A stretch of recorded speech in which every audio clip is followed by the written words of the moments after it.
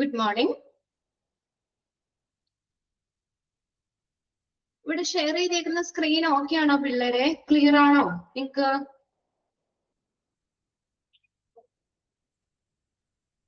Share ചെയ്തേക്കുന്ന screen നിങ്ങൾക്ക് കാണാൻ പറ്റുന്നുണ്ടോ?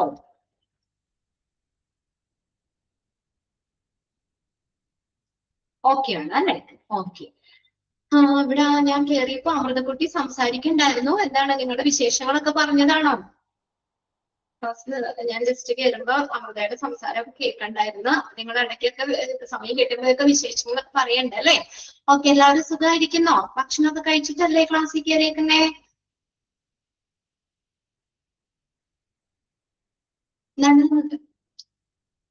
ഇവിടെ റിപ്ലൈ ഒന്നും വന്നില്ലല്ലോ. ബ്രേക്ക്ഫാസ്റ്റ് ഒക്കെ കഴിച്ചില്ലേ എല്ലാവരും?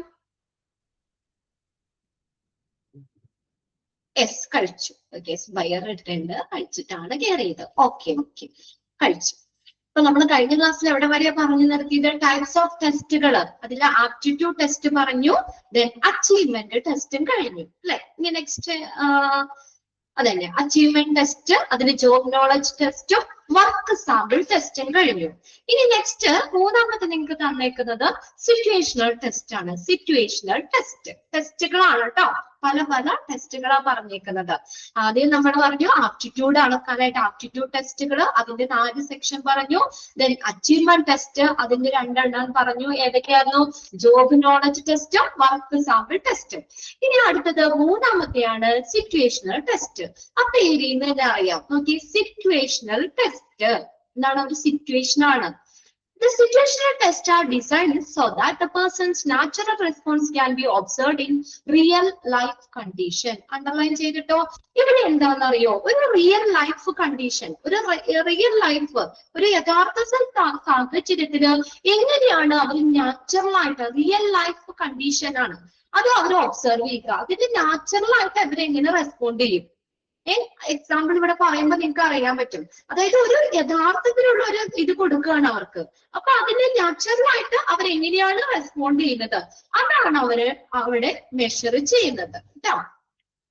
Situational test are designed so that the person's natural response, എന്താ നോക്കുന്നേ?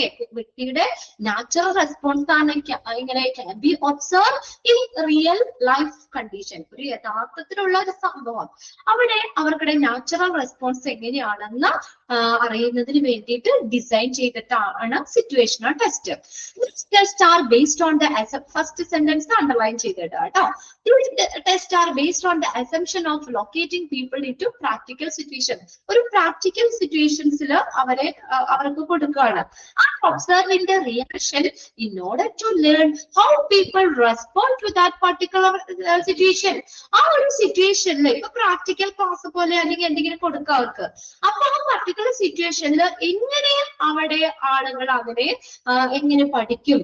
in order to learn how the people respond. And അതാണ് ചെയ്യുന്നത്. എങ്ങനെ ആ സിറ്റുവേഷനിൽ അവർ റെസ്പോണ്ട് ചെയ്യുന്നു എന്ന് പഠിക്കുക ചെയ്യുന്നത്, അത് ഒബ്സർവ് ചെയ്യുക ചെയ്യുന്നത്. മനസ്സിലാവണ്ടോ? Observing the reactions in order to learn how the people respond to that particular situation. ആ സിറ്റുവേഷനിൽ എങ്ങനെ അവര് അതിനോട് റിയാക്ട് ചെയ്യും, അതിനെ റെസ്പോണ്ട് ചെയ്യും എന്നുള്ളത് പഠിക്കുക ചെയ്യുന്നത്. These tests expose individual frustration. അപ്പൊ അങ്ങനെയുള്ള ഒരു സാഹചര്യം വരുമ്പോൾ ചിലർക്ക് നിരാശയാകാം അല്ലെ? ഫ്രസ്ട്രേഷൻ, നിരാശ വരാം. അല്ലെങ്കിൽ എക്സൈറ്റ്മെന്റ്, അവർക്ക് ചിലപ്പോൾ എക്സൈറ്റ്മെന്റ് ആവാം. അല്ലെങ്കിൽ സ്ട്രെസ്, ചിലർക്ക് സ്ട്രെസ് ആവാം അല്ലെ? ഭയങ്കര ഒരു സ്ട്രെസ് വരും. അല്ലെങ്കിൽ മൊണോട്ടണി, ഒരു ഏക രീതി, അതായത് ഒരേ രീതിയിലാകാം. or some other situations so as to exhibit their personality trait. അപ്പൊ ഇതെല്ലാം, അപ്പൊ ആ ഒരു പ്രസന്റ് നമ്മളൊരു റിയൽ ലൈഫ് കൊടുക്കുകയാണ്. ഒരു റിയൽ ലൈഫ് കണ്ടീഷൻ കൊടുക്കുമ്പോൾ അവരുടെ നാച്ചുറൽ റെസ്പോൺസ് എങ്ങനെയാണ് എന്ന് അളക്കുന്നതിന് വേണ്ടിയാണ് സിറ്റുവേഷണൽ ടെസ്റ്റ്. അപ്പൊ ആ ഒരു ടെസ്റ്റില് ആ ഓരോ വ്യക്തികളുടെയും അവരുടെ ആ പേഴ്സണാലിറ്റി ട്രൈറ്റ്, വ്യക്തിപരമായിട്ടുള്ള സവിശേഷതകള് അവര് പ്രകടിപ്പിക്കും. ഒരു സിറ്റുവേഷൻ കൊടുക്കുമ്പോൾ അവര് ചിലർക്ക് ചിലപ്പോൾ നിരാശയാകാം, ചിലർക്ക് ചിലപ്പോൾ എക്സൈറ്റ്മെന്റ് ആവാം, ചിലർക്ക് ചിലപ്പോൾ സ്ട്രെസ് ആവാം. അപ്പൊ ഇങ്ങനെയാണെങ്കിലും അവരുടെ പേഴ്സണാലിറ്റി അവരവിടെ പ്രദർശിപ്പിക്കും. These tests are time consuming and costly. ഒന്ന് അണ്ടർലൈൻ ചെയ്തോ കേട്ടോ. സിറ്റുവേഷണൽ ടെസ്റ്റ് ടൈം, ഒരുപാട് സമയം ആ യഥാർത്ഥത്തെ സംഭവം കൊടുക്കല്ലേ. അപ്പൊ അങ്ങനെ വരുമ്പോൾ അങ്ങനെ വെച്ചിട്ട് അവരുടെ സ്വഭാവ സവിശേഷതകളാണ് അവിടെ മെഷർ ചെയ്യുന്നത്. അപ്പൊ ഇതിനു വേണ്ടിയിട്ട് കുറെ സമയം എടുക്കും, അത് ഭയങ്കര കോസ്റ്റ്ലിയുമാണ്. Time consuming and costly. These tests can be categorized into following tests. ഈ ടെസ്റ്റിനെ നമ്മൾ താഴെ പറയുന്ന രീതിയിൽ ക്ലാസിഫൈ ചെയ്യാം. Group discussion. ഒന്നാമത്തെ എന്താണ്? Group discussion. ഇവിടെ നിങ്ങൾക്ക് എക്സാമിന് ഈ സിറ്റുവേഷൻ ടെസ്റ്റുകളിൽ വന്നത് ഏതാണെന്ന് കൂടിയൊക്കെ ചോദിക്കാം കേട്ടോ. അപ്പൊ അതിന്റെ താഴെ സ്റ്റെപ്പായിട്ട് വരുന്നത് നമ്മൾ പഠിക്കണം. ഒന്നാമത്തെയാണ് ഗ്രൂപ്പ് ഡിസ്കഷൻ. സിറ്റുവേഷൻ ടെസ്റ്റ് ആണ്. ഗ്രൂപ്പ് ഡിസ്കഷൻ എന്ന് പറഞ്ഞാൽ എന്താ? നിങ്ങളും ഗ്രൂപ്പിൽ ഇപ്പൊ നിങ്ങൾ ഇവിടെ ആരാണ്? ഞാൻ പറഞ്ഞത് സംഗീതയാണോ?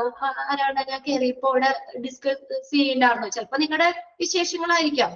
അതായത് ഒരു ഗ്രൂപ്പിൽ അവിടെ എന്താ നമ്മള് അവിടെ ഡിസ്കസ് ചെയ്യാണ് അല്ലെ? ഒരു ഗ്രൂപ്പില് അവിടെ ഡിസ്കസ് ചെയ്യാണ്, ഗ്രൂപ്പ് ഡിസ്കഷൻ. അപ്പൊ ഏരിയ കേൾക്കുമ്പോ തന്നെ അറിയാം അവിടെ എന്താ? The group discussion is used to manage this test by resolving a problem. ഒരു പ്രോബ്ലം അവര് അത് ഡിസ്കസ് ചെയ്ത് അത് മാനേജ് ചെയ്യാണ്. ഈ group discussion candidates are evaluated in several areas. അപ്പൊ ഗ്രൂപ്പ് ഡിസ്കഷനിലെ കാൻഡിഡേറ്റിനെ പല ഏരിയകളിൽ അവര് വിലയിരുത്താണ്. അവരുടെ എങ്ങനെയാണ് അത് ആരംഭിക്കുന്നത്, ആ ഒരു ഡിസ്കഷൻ എങ്ങനെ ആരംഭിക്കും, ഇനിഷ്യേറ്റിംഗ്, അതിനെ എങ്ങനെ ലീഡ് ചെയ്യും, സജസ്റ്റിംഗ് മീനിങ്ഫുൾ ഐഡിയാസ്, അവരുടെ മീനിങ്ഫുൾ ഒരു മീനിങ്ഫുൾ ആയിട്ടുള്ള ഐഡിയാസിന്റെ സജഷൻ, ഇന്റർപേഴ്സണൽ സ്കിൽസ്, വ്യക്തിപരമായിട്ടുള്ള കഴിവുകള്, ഓറൽ കമ്മ്യൂണിക്കേഷൻ സ്കിൽസ്, കോർഡിനേറ്റിംഗ്, ഏതിനെ കോർഡിനേറ്റ് ചെയ്യാനുള്ള കഴിവ്, ആൻഡ് കൺക്ലൂഡിംഗ് സ്കിൽസ്. ഇതെല്ലാ കഴിവുകളും ആ ഗ്രൂപ്പ് ഡിസ്കഷനിൽ കാൻഡിഡേറ്റ്സിന്റെ മെഷർ ചെയ്യും. മനസ്സിലായോ? ഇതെല്ലാവരും അളക്കുന്നു ഗ്രൂപ്പ് ഡിസ്കഷനിൽ.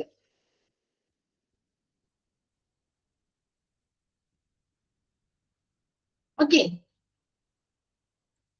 അവിടെ എന്താ ചെയ്യുന്നേ? അവരുടെ ഇനിഷ്യേറ്റിംഗ് എങ്ങനെയാണ്, ലീഡിങ്, മീനിങ്ഫുൾ ഐഡിയാസിന്റെ suggestions, interpersonal skill, oral communication skills, coordinating and concluding skills. ഇതെല്ലാം എന്ത് ചെയ്യുന്നു? അവരവിടെ അളക്കുക ചെയ്യുന്നത്. ഇൻ ബാസ്കറ്റ് എന്ന് പറഞ്ഞ അടുത്തത് രണ്ടാമത്തെയാണ് കേട്ടോ. ഇതെല്ലാം ഏതാണ്? സിറ്റുവേഷണൽ ടെസ്റ്റിൽ വരുന്ന. ഇൻ ബാസ്കറ്റില് അത് വേണമെങ്കിൽ ഒന്ന് അണ്ടർലൈൻ ചെയ്തിട്ടോ കേട്ടോ. In group discussion candidates are evaluated in several area like. ആ ഏരിയകൾ ഏതൊക്കെയാണോ ഒന്ന് അണ്ടർലൈൻ ചെയ്തിട്ടോ. സിറ്റുവേഷൻ ടെസ്റ്റിന്റെ ഫസ്റ്റ് സെന്റൻസ് അണ്ടർലൈൻ ചെയ്യണം. First sentence. In basket. In this type of set, candidates are provided with the actual letters, cell phone, and telegraphic message reports and other requirements by the officers of the organization, including proper information regarding the job and the organization. In basket എന്ന് പറഞ്ഞാൽ എന്താ പറയുക? ഒരു ബാസ്കറ്റിൽ കുറെ സാധനങ്ങൾ ഇടൂലേ? അതുപോലെ in basket മെത്തേഡിൽ എന്താ ചെയ്യുന്നതെന്ന് അറിയോ?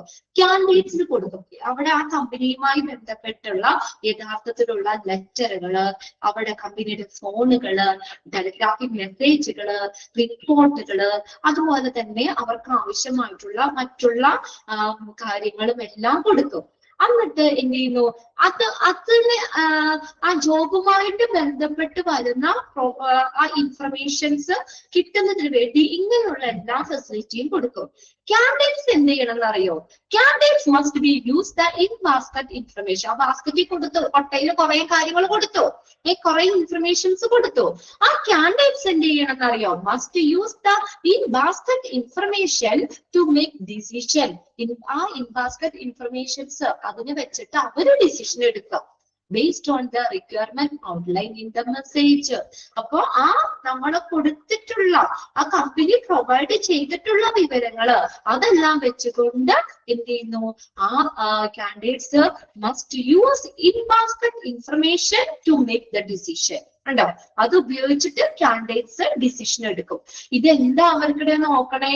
കാൻഡിഡേറ്റ്സിന്റെ ഡിസിഷൻ എടുക്കാനുള്ള, തീരുമാനം എടുക്കാനുള്ള കഴിവ് പരിശോധിക്കുന്നതിന് വേണ്ടിയിട്ടാണ് ഈ ടെസ്റ്റ് ചെയ്യുന്നത്. അത് ഒന്ന് നോട്ട് ചെയ്തോട്ടോ. കാൻഡിഡേറ്റ്സിന്റെ ഡിസിഷൻ മേക്കിംഗ്, ആ ഡിസിഷൻ എടുക്കാനുള്ള കഴിവിനെയാണ് എന്ത് ചെയ്യുന്നത്, ഇവിടെ അവര് മെഷർ ചെയ്യുന്നത് കേട്ടോ.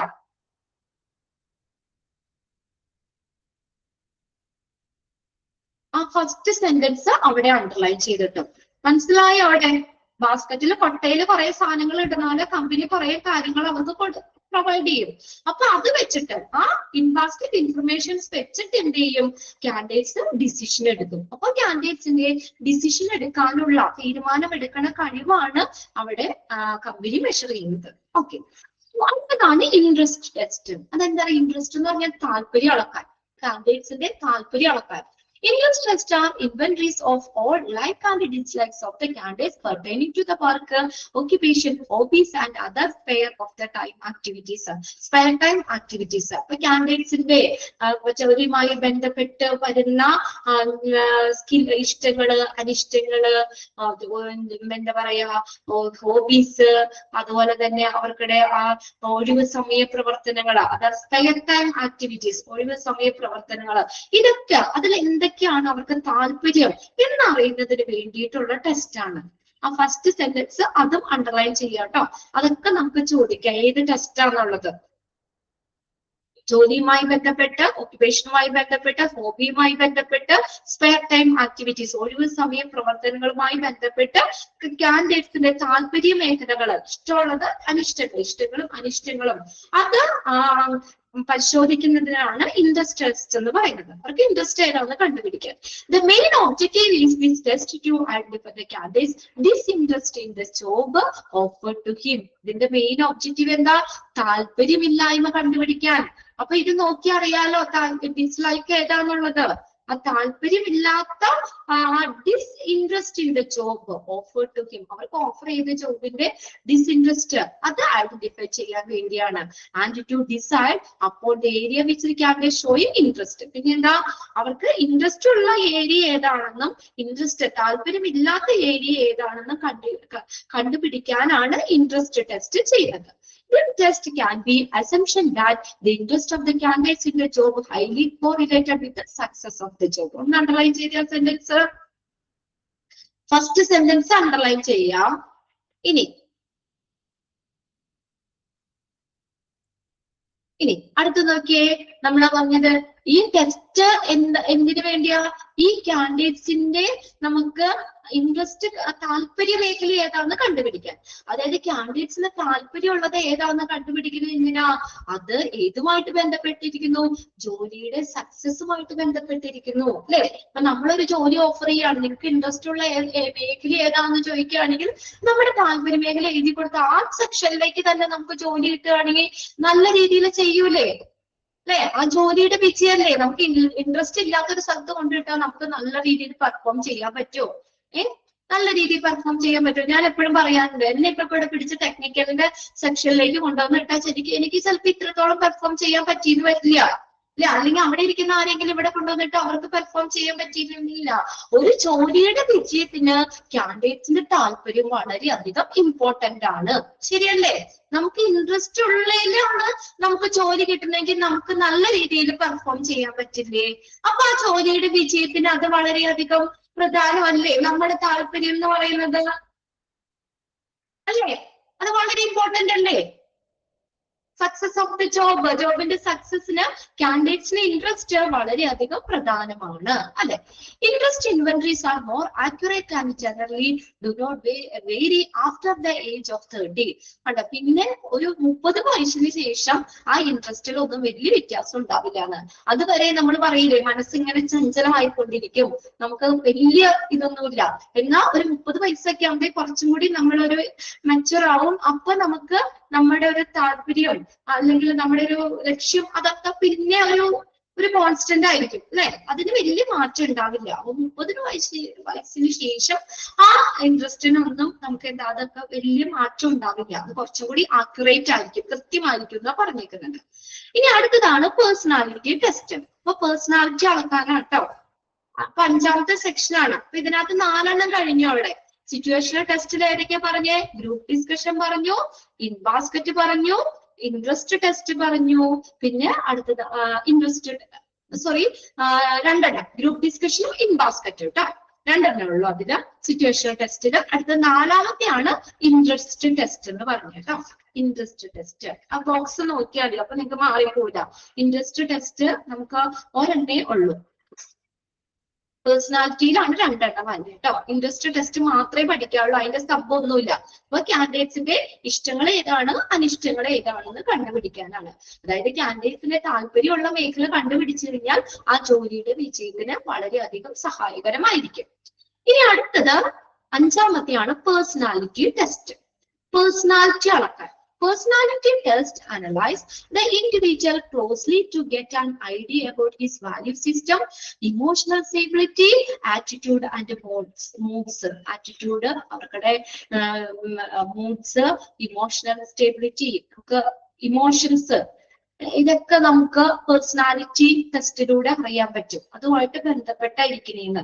അപ്പൊ ഇവിടെ എന്താ, all of them may be expressed in the form of confidence, skill, emotional control, hopefulness, certainty, friendliness, consistency, objectivity, tolerance, fear, doubt, initiative, judgment, dominance or submission, spontaneity, reliability and firmness. ഇതെല്ലാം നമുക്ക് അളക്കാൻ പറ്റും. അത്രയുള്ള അവിടെ പറഞ്ഞേക്കുന്നത് ഉണ്ടോ? ഓരോന്നും നോക്കി അവിടെ എന്തൊക്കെ പറഞ്ഞേക്കണേ? നമ്മുടെ ആ മാനസികാവസ്ഥ, നമ്മുടെ മനോഭാവം, ഇതൊക്കെ നമുക്ക് ഈ പേഴ്സണാലിറ്റി ടെസ്റ്റിലൂടെ അനലൈസ് ചെയ്യാം. all of them may be expressed in the form of, അപ്പൊ നമ്മുടെ വികാരങ്ങള്, നമ്മുടെ ആറ്റിറ്റ്യൂഡ്, നമ്മുടെ ഇമോഷൻസ്, നമുക്ക് അതൊക്കെ എങ്ങനെയാണ് എക്സ്പ്രസ് ചെയ്യുന്നത്? In the form of self confidence. ചിലപ്പോ നമുക്ക് നല്ല ഇതാണെങ്കിൽ നമ്മൾ നല്ല കോൺഫിഡൻസ് ആയിരിക്കും. അവർക്ക് അതുപോലെ ഇമോഷനെ കൺട്രോൾ ചെയ്യാൻ ഇപ്പൊ ചിലർക്ക് അറിയാൻ പറ്റും. അതൊക്കെ നമ്മുടെ പേഴ്സണാലിറ്റി അല്ലേ. ആ പേഴ്സണാലിറ്റിനെ നമുക്ക് എങ്ങനെ എക്സ്പ്രസ് ചെയ്യാന്നാ പറഞ്ഞേക്കണേ. പല രീതിയിലാണ് ഓരോരുത്തരും പേഴ്സണാലിറ്റി എക്സ്പ്രസ് ചെയ്യണത്. അതായത് നമുക്ക് ചിലരെ കാണുമ്പോൾ നമ്മൾ പറയാം നല്ല പേഴ്സണാലിറ്റി ആണ് അല്ലെ. അവിടെ എന്താണ് അവർക്കുടെ ആ ഇമോഷൻസ്, സ്റ്റെബിലിറ്റി, ആറ്റിറ്റ്യൂഡ്, മൂഡ്സ്, ഇതെല്ലാം അവരുടെ ആ വാല്യൂ സിസ്റ്റം, മൂല്യം, ഇതെല്ലാം നമുക്ക് അതിനെ കുറിച്ചൊരു ഐഡിയ നമുക്ക് കിട്ടും, അനലൈസ് ചെയ്യാൻ പറ്റും. അത് ഓരോരുത്തർക്കും അവരുടെ പേഴ്സണാലിറ്റി എക്സ്പ്രസ് ചെയ്യുന്നത് സെൽഫ് കോൺഫിഡൻസ് ആയിരിക്കും. ചിലപ്പോൾ നമ്മള് നല്ല കോൺഫിഡൻസ്, അപ്പൊ നമ്മൾ പറയും നല്ല പേഴ്സണാലിറ്റി ആണ്. അല്ലെങ്കിൽ അവരുടെ കഴിവുകളിലൂടെ ആയിരിക്കാം. അല്ലെങ്കിൽ ഇമോഷൻ കൺട്രോൾ, ചിലർക്ക് ഇമോഷൻസിനെ കൺട്രോൾ ചെയ്യാൻ പറ്റും. ചിലപ്പോൾ ഒത്തിരി സങ്കടം ഉണ്ടെങ്കിലും ചിലർക്ക് അതിനെ കൺട്രോൾ ചെയ്തിരിക്കാൻ പറ്റും അല്ലെ. ഹോപ്പ്ഫുൾനെസ്, അവരുടെ പ്രതീക്ഷകള്, സർട്ടിനിറ്റി, അവരുടെ ഉറപ്പ്, ഫ്രണ്ട്ലിനെസ്, അവരുടെ സൗഹൃദം, കൺസിസ്റ്റൻസി, സ്ഥിരത, ഒബ്ജക്ടിവിറ്റി, വസ്തുനിഷ്ഠ, ടോളറൻസ് എന്ന് പറഞ്ഞാൽ സഹിഷ്ണുത, ഫിയർ, പേടി, ഡൗട്ട്, ആശങ്ക, ഇനിഷ്യേറ്റീവ്, ആരംഭം, ജഡ്ജ്മെന്റ്, വിധി, ഡോമിനൻസ് എന്ന് പറഞ്ഞാൽ ആധിപത്യം, സബ്മിഷൻ, സമർപ്പണം, സ്പോണ്ടേനിറ്റി, സ്വാഭാവികത, റിലയബിലിറ്റി, റിലയബിൾ ആണെന്ന് പറഞ്ഞാൽ വിശ്വസ്തത, ഫേംനെസ്, ഉറപ്പ്, ദൃഢത, എന്നിവയുടെ രൂപത്തില് നമുക്ക് ഓരോരുത്തരുടെ പേഴ്സണാലിറ്റി അവരെ എക്സ്പ്രസ് ചെയ്യുന്ന വിവിധ രീതിയാ പറഞ്ഞേക്കണേ. ജസ്റ്റ് ഒന്ന് വായിച്ചു വെച്ചാൽ മതി കേട്ടോ. ഇനി ആ ഫസ്റ്റ് സെന്റൻസ് അവിടെ അണ്ടർലൈൻ ചെയ്തിട്ടേക്കണം. അതിൽ ഓരോ ടെസ്റ്റുകളും നമുക്ക് അത് ചോദിക്കുക ഏതാണുള്ളത്. This test can be divided in the following test type. ഈ ടെസ്റ്റുകളെ നമുക്ക് 2 രീതിയിൽ തിരിക്കാം. ഒബ്ജക്റ്റീവ് ടെസ്റ്റുകളുണ്ട്, പ്രൊജക്റ്റീവ് ടെസ്റ്റുകളുണ്ട്. ഇപ്പൊ പേഴ്സണാലിറ്റി ടെസ്റ്റ് എന്ന് പറഞ്ഞു കഴിഞ്ഞാൽ പേഴ്സണാലിറ്റി അളക്കാൻ, അവരുടെ വാല്യൂ, മൂല്യം, ഇമോഷണൽ സ്റ്റെബിലിറ്റി, ആറ്റിറ്റ്യൂഡ്, മൂഡ്സ്, ഇതെല്ലാനും നമുക്ക് ഒന്ന് മെഷർ ചെയ്യാനായിട്ട് അതിനെയൊക്കെ അനലൈസ് ചെയ്യുന്നതിന് വേണ്ടിയിട്ടാണ് പേഴ്സണാലിറ്റി ടെസ്റ്റ് നടത്തുന്നത്. അപ്പൊ അവരുടെ എങ്ങനെയാണ് അവരുടെ ഇതൊക്കെ പേഴ്സണാലിറ്റി എക്സ്പ്രസ് ചെയ്യുന്ന പല രീതികളാണ് പറഞ്ഞേക്കുന്നത്.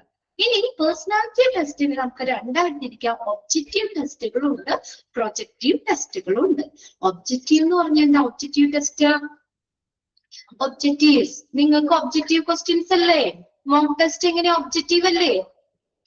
അല്ലെ? 4 ഓപ്ഷൻ തരും. ഒരു ക്വസ്റ്റിന് 4 ഓപ്ഷൻ. ഒബ്ജക്റ്റീവ് ടൈപ്പാ നിങ്ങൾക്ക് ക്വസ്റ്റ്യൻ ആൻസറോ പാരഗ്രാഫോ അങ്ങനെയൊന്നും നിങ്ങൾക്ക് എഴുതാനില്ല. അവിടെ എങ്ങനെയാണെന്നറിയോ? ഒരു ക്വസ്റ്റിനെയർ ആണ്. This test consist of the questionnaire. Questionnaire രൂപത്തിലാണ്, ചോദ്യാവലി രൂപത്തിലാണ് ഈ ടെസ്റ്റ് നടത്തുന്നത്. It is the candidates multiple choice. കാൻഡിഡേറ്റ്സിന് മൾട്ടിപ്പിൾ ചോയ്സ് കൊടുക്കുക. Or true or false option കൊടുക്കുകയാണ്. Answer any question.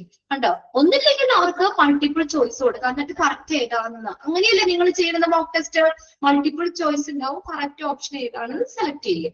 അല്ലെങ്കിൽ എന്താവാം, അവർക്ക് ട്രൂ ഓർ ഫോൾസ്. അപ്പൊ 2 ഓപ്ഷനേ ഉള്ളൂ അവിടെ, ഒന്നിലേക്ക് ട്രൂ അല്ലെങ്കിൽ ഫോൾസ്. അങ്ങനെയുള്ള ക്വസ്റ്റിനെയർ അവിടെ കൊടുക്കുന്നത്. This test are prepared in the structural form. ഇതൊരു ഘടനാപരമായിട്ടുള്ള രീതിയാണ്. അതായത് നമ്മുടെ സ്വന്തം ഇഷ്ടത്തിന് ചെയ്യാൻ പറ്റില്ല, എഴുതാൻ പറ്റൂല, സ്ട്രക്ചേർഡ് ആണ്. And having limited choice. Limited choice ഉള്ളൂ. നിങ്ങൾക്ക് 4 ചോയ്സ് ഉള്ളൂ. 5ാമത്തെ ചോയ്സ് നിങ്ങൾക്ക് എടുത്ത് എഴുതാനില്ല. അവിടെ 4 ചോയ്സ് ഉണ്ടാവും. അതിൽ നിന്ന് കറക്റ്റ് ആണ് നിങ്ങൾ ചെയ്യേണ്ടത്. അവിടെ ലിമിറ്റഡ് ചോയ്സ് ആണ്. And available to answer any question. അതില് നമുക്ക് ലഭ്യമായിട്ടുള്ള ഓപ്ഷൻസ് വെച്ചിട്ട് നമ്മൾ അവിടെ ആൻസർ ചെയ്യണം. അങ്ങനെയാണ് അത്. Okay, these tests are focused on evaluating the mental ability. എന്താണ് ഈ ഒബ്ജക്റ്റീവ് ടെസ്റ്റ് ഫോക്കസ് ചെയ്യുന്നത്? എന്താ? അവരുടെ മെന്റൽ എബിലിറ്റി, മാനസികമായിട്ടുള്ള കഴിവ്, ഇൻഡിപെൻഡൻസ്, അവരുടെ സ്വാതന്ത്ര്യം, സബ്മിഷൻ, സമർപ്പണം, ആൻഡ് സെൽഫ് കോൺഫിഡൻസ്, അവരുടെ സെൽഫ് കോൺഫിഡൻസ്. ഇതെല്ലാം ഇവാലുവേറ്റ് ചെയ്യുന്നതിന് വേണ്ടിയിട്ടാണ് ഈ ടെസ്റ്റ് നടത്തുന്നത്. ഫസ്റ്റ് സെന്റൻസ് ഒന്ന് അണ്ടർലൈൻ ചെയ്യണം കേട്ടോ. ക്വസ്റ്റിനെയറിന്റെ രൂപത്തിലാണ് ഈ ടെസ്റ്റ് കൊടുക്കുന്നത്. കാൻഡിഡേറ്റ്സിന് മൾട്ടിപ്പിൾ ചോയ്സ് ക്വസ്റ്റ്യൻസ് അല്ലെങ്കിൽ ട്രൂ ഓർ ഫോൾസ് ക്വസ്റ്റ്യൻസ് കൊടുക്കും. അത് ഒരു നല്ലൊരു ഘടന സ്ട്രക്ചേർഡ് ഫോമിലാണ് പ്രിപ്പയർ ചെയ്തേക്കുന്നത്. അവിടെ ലിമിറ്റഡ് ചോയ്സേ ഉള്ളൂ. അതിനകത്തുനിന്ന് ലഭ്യമായിട്ടുള്ള ഓപ്ഷൻസിൽ നമ്മൾ അത് കറക്റ്റ് ആൻസർ അവിടെ ചെയ്യണം. പിന്നെ അതുപോലെ തന്നെ ഇത് എന്തിനു വേണ്ടിയിട്ടാണ്? കാൻഡിഡേറ്റ്സിന്റെ mental ability, independence, submission, self confidence, ഇതൊക്കെ ഇവാലുവേറ്റ് ചെയ്യുന്നതിന് വേണ്ടിയിട്ടാണ് ഒബ്ജക്റ്റീവ് ടെസ്റ്റുകൾ നടത്തുന്നത്. അടുത്താണ് പ്രൊജക്റ്റീവ് ടെസ്റ്റ് എന്ന് പറയുന്നത്. Projective test provide an unstructured task. ഇത് എങ്ങനെയാണെന്നറിയോ? അൺസ്ട്രക്ചേർഡ് ടാസ്ക് ആണ്, സ്ട്രക്ചേർഡ് അല്ല. തികച്ചും ഘടനാപര, ഒരു നല്ല ഒരു കറക്റ്റ് ആയിട്ട് അടക്കി വെച്ചേക്കണോലത്തെ അല്ലാതെ. And ask the candidates take a decision by utilizing the test prompt, which may be a vague or unclear. ഇവിടെ എങ്ങനെയാ സംഭവം അറിയോ? ഒരു vague or unclear, വ്യക്തമല്ലാത്ത ഒരു ചിത്രം കാണിക്കും. അത് പല രീതിയിലുണ്ട്. വ്യക്തമല്ലാത്ത കാര്യം കാണിച്ചിട്ട് അവരോടൊന്ന് ഒബ്സർവ് ചെയ്തിട്ട് എന്താണ് എഴുതാൻ പറയും. ഓക്കെ, അതാണ് പ്രൊജക്റ്റീവ് ടെസ്റ്റ് ചെയ്യുന്നത്. അല്ലാതെ കൃത്യമായിട്ടുള്ളത് കൊടുക്കുകയല്ലേ ചെയ്യണേ. അവ്യക്തമായിട്ടുള്ളൊരു സംഭവം കാണിച്ചിട്ട് അവരെന്താണ് അതിൽ നിന്ന് മനസ്സിലാക്കിയിരിക്കുന്നത് എന്ന് അവിടെ എഴുതുക. ഫോർ എക്സാമ്പിൾ കൊടുത്തിട്ടുണ്ട്. The candidates might be required to answer what he or she is perceiving in a blot of ink on a piece of paper, to create a story from a card showing a hazy picture of some people who are their particular environment, such as surgical room. അവിടെ 2 examples ആയിട്ടാണ് പറഞ്ഞേക്കുന്നത്. ഇപ്പൊ നമ്മളെ ink blot test, അതായത് നമ്മൾ എന്താ ഒരു പേപ്പറിലേക്ക് കുറച്ച് ഇങ്ക് അങ്ങോട്ട് തെറിപ്പിക്കും. അത് ആ കുത്തുകൾ ആ ഇങ്ക് വീടുന്ന പല രീതിയിലാണ്. അപ്പൊ അത് ഒരു അവ്യക്തമായിട്ടുള്ള സംഭവം. ആ സംഭവം കാണിച്ചിട്ട് കാൻഡിഡേറ്റ്സിനോട് പറയും എന്താണ് നിങ്ങൾ അതിൽ നിന്ന് മനസ്സിലാക്കിയത്, അല്ലെങ്കിൽ അത് വെച്ചിട്ട് നിങ്ങൾ എന്താണ് ഒരു സ്റ്റോറി ചെയ്ത് അല്ലെങ്കിൽ അതിൽ നിന്ന് മനസ്സിലാക്കിയ കാര്യങ്ങൾ ചെയ്താന്ന്. അവ്യക്തമായിട്ടുള്ള കാര്യം കാണിച്ചിട്ട്, ഇപ്പൊ ഒരു അമ്മയുടെ കൊച്ചിന്റെയും പടം കാണിച്ചിട്ട് ഇതിൽ നിന്നൊരു കഥ എഴുതാൻ പറഞ്ഞ എല്ലാവരും അമ്മയും കൊച്ചാന്നുള്ളതെങ്കിലും വരുമല്ലോ. പല രീതിയിൽ എഴുതെങ്കിലും അമ്മയും കുട്ടിയും എന്നുള്ളത് എന്താ വ്യക്തമായിട്ടുള്ള കാര്യമാണ്. പക്ഷെ ഇവിടെ അങ്ങനെയല്ല. അവ്യക്തമായിട്ടുള്ള കാര്യം കാണിച്ചിട്ട് അവരോട് ഓരോരുത്തരും അതിൽ നിന്ന് മനസ്സിലാക്കിയത് എന്താണ് എന്ന് എഴുതുക. അല്ലെങ്കിൽ എന്താണ് ഒരു ഹേസി പിക്ചർ, മങ്ങിയൊരു ചിത്രം, ഹേസി HIZY, മങ്ങിയൊരു ചിത്രം കാണിക്കും. എന്നിട്ട് അവിടെ എന്താ അതിൽ നിന്ന് ഒരു കഥ എഴുതാൻ പറയുകയൊക്കെയാണ് ചെയ്യുന്നത്. ഇപ്പൊ നമ്മൾ പലരും പല രീതിയിലല്ലേ കാണുന്നേ.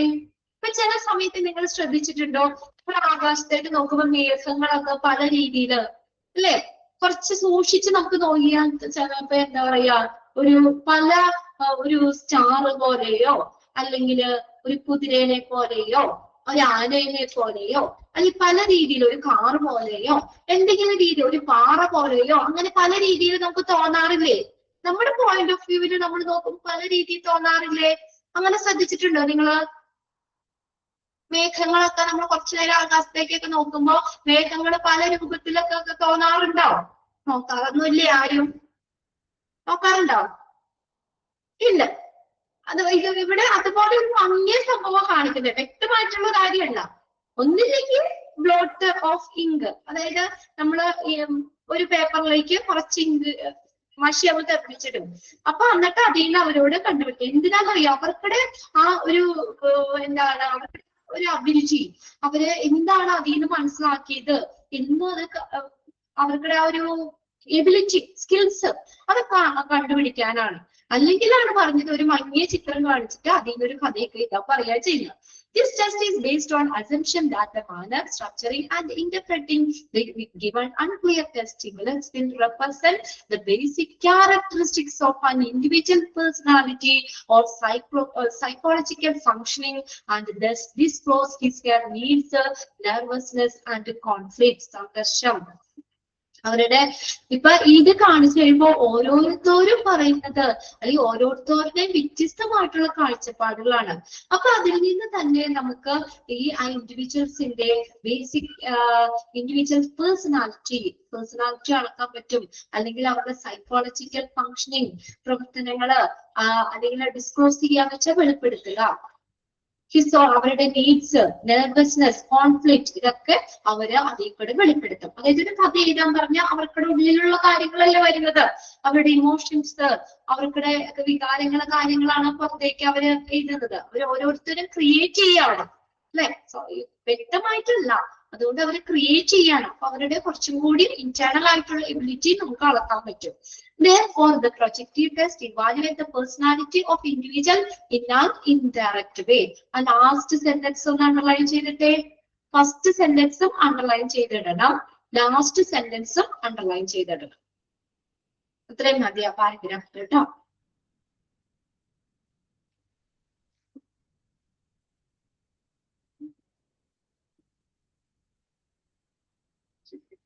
അപ്പൊ നൽകിയിരിക്കുന്ന ആ പിക്ചർ വെച്ചിട്ട്, പിക്ചർ എന്ന് വെച്ചാൽ ആ ഹെൽത്തി പിക്ചർ, മങ്ങിയ പിക്ചർ അല്ലെങ്കിൽ അൺക്ലിയർ ആയിട്ടുള്ള ഒരു കാര്യം അത് വെച്ചിട്ട് എന്ത് ചെയ്യുന്നു, അവരുടെ മാനസിക പ്രവർത്തനങ്ങളോ അല്ലെങ്കിൽ അതുവഴി അവരുടെ ആവശ്യങ്ങള് അല്ലെങ്കിൽ നെർവസ്നെസ്, കോൺഫ്ലിക്റ്റ് ഇതെല്ലാം അതിലൂടെ പ്രകടമാക്കും. അപ്പൊ അതൊക്കെ നമുക്ക് മനസ്സിലാക്കാൻ പറ്റും എന്നുള്ള ഒരു അനുമാനത്തിലാണ് നമ്മൾ ഈ ടെസ്റ്റ് ചെയ്യുന്നത്. അപ്പൊ പ്രൊജക്റ്റീവ് ടെസ്റ്റ് ഇൻഡിവിജ്വൽസിന്റെ പേഴ്സണാലിറ്റി എങ്ങനെയാണ് അളക്കുന്നത്? ഇൻഡയറക്റ്റ് വേ, നേരിയല്ല വളഞ്ഞ വഴി കൂടെയാണ് അല്ലെ.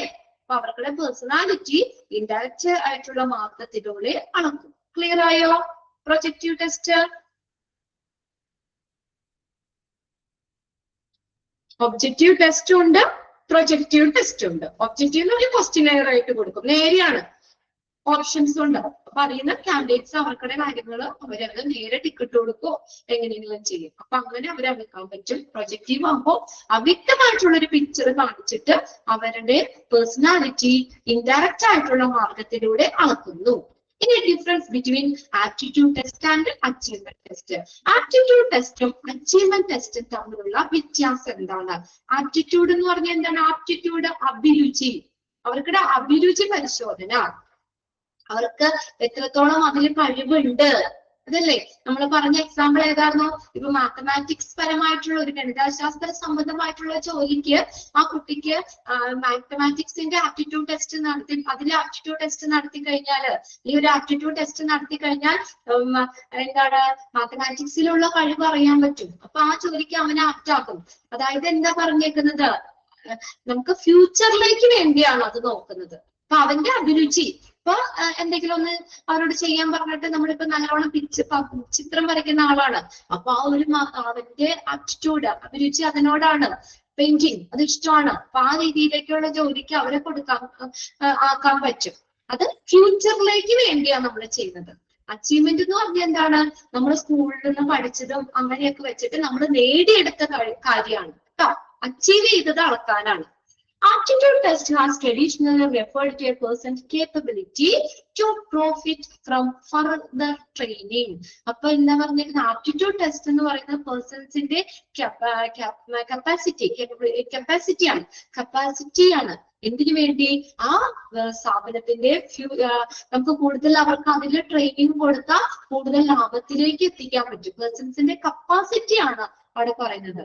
അതായത് ഇപ്പൊ നമ്മൾ മാത്തമാറ്റിക്സിൽ അയാൾ ബ്രില്യന്റ് ആണെന്ന് കണ്ടു കഴിഞ്ഞാൽ കുറച്ച് ട്രെയിനിങ് കൊടുത്തു കഴിഞ്ഞു കഴിഞ്ഞാൽ ഫ്യൂച്ചറിലേക്ക് എന്താ നല്ലൊരു ആ കമ്പനിയിലെ ലാഭത്തിലേക്ക് അയാളെ കൊടുക്കാൻ പറ്റും. മനസ്സിലായോ? ഫ്യൂച്ചറിന് വേണ്ടിയാണ് നോക്കാം. അപ്പൊ എവിടെയാണ് അവർക്ക് അതിനോട് അഭിരുചിയുള്ളത് അതിലേക്ക് കൊടുത്ത് കുറച്ച് ആ ഒരു പോസ്റ്റ് കൊടുത്ത് അതിന് കുറച്ചും കൂടി ട്രെയിനിങ് കൊടുത്തു കഴിഞ്ഞാൽ കമ്പനിയെ സംബന്ധിച്ച് നല്ലൊരു ലാഭം ഇതിലേക്ക് എത്താൻ പറ്റും.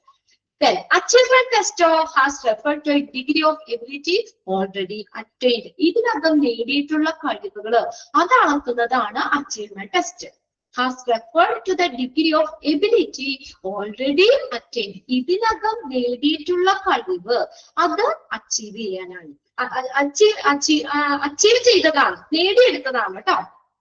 പാസ്റ്റിലെ കാര്യം നമ്മുടെ കഴിവ് ഇപ്പൊ എത്രയുണ്ട്, ഞാനിപ്പോ എത്ര പഠിച്ചു അല്ലെങ്കിൽ എത്ര കഴിവുണ്ട് അത് അളക്കുന്നതാ അച്ചീവ്മെന്റ് ടെസ്റ്റ്. ഡിഫറൻസ് മനസ്സിലായോ? ഇനി aptitude test focus on companies acquired from general informal out of school experience. കണ്ടോ, ഇതെങ്ങനെയാ ആപ്റ്റിറ്റ്യൂഡ് ടെസ്റ്റ് എന്ന് പറഞ്ഞാൽ എങ്ങനെയാ അക്വയർ ചെയ്യുന്നത്? നമ്മള് ജനറൽ ആയിട്ട് നമ്മുടെ ഉള്ളിലുള്ളതാണ് അല്ലെ. നമ്മൾ ചിലപ്പോൾ ജനിച്ചപ്പോൾ നമ്മുടെ ഉള്ളില് പാരമ്പര്യമായിട്ട് കിട്ടുന്നതാണ്, ജനറൽ ആയിട്ടുള്ളതാ. ഫോർമൽ അല്ല, ഇൻഫോർമൽ ആണ്. ഔട്ട് ഓഫ് സ്കൂൾ എക്സ്പീരിയൻസ്, സ്കൂളിൽ നിന്ന് പഠിച്ചതല്ല, സ്കൂൾ എക്സ്പീരിയൻസിൽ നിന്ന് പുറമെ ജനറൽ ആയിട്ടുള്ള കഴിവുകളാണ്. ആപ്റ്റിറ്റ്യൂഡ് ജനറൽ ആയിട്ടുള്ള കാര്യങ്ങളാണ്. നേടിയെടുത്ത നമുക്ക് ആ ജനറൽ ആയിട്ട് നമുക്ക് ഉള്ള കഴിവുകളാണ് അതിന് പറയുന്നത്. Then achievement test എന്താ നോക്കുന്നത്?